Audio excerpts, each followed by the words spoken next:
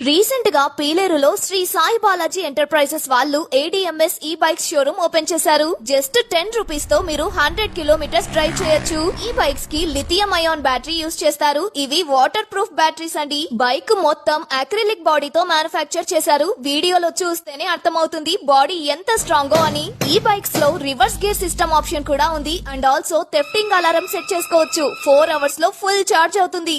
ఈ బైక్స్ లో phantom, rider, GTR, మంత్ర, Eva W1, సాతి plus models దొరుకుతాయి.